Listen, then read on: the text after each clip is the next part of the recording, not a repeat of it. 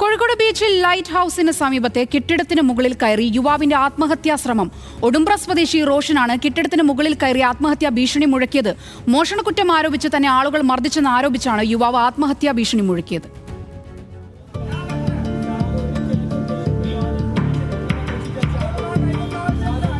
ഉച്ചയ്ക്ക് 1:15 സംഭവം.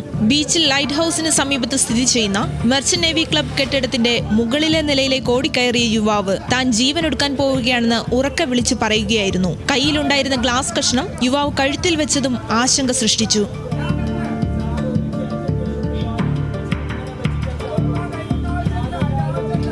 ഓടിക്കൂടിയ നാട്ടുകാരും പോലീസും അനുനയ ശ്രമത്തിൽ.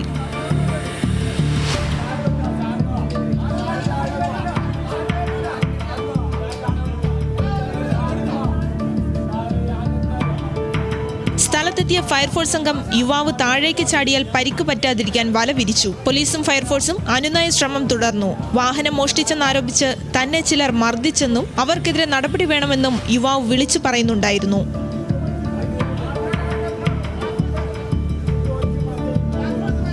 ഒരു മണിക്കൂറോളം നീണ്ട പരിശ്രമത്തിനൊടുവിലാണ് യുവാവിനെ താഴെ ഇറക്കിയത്.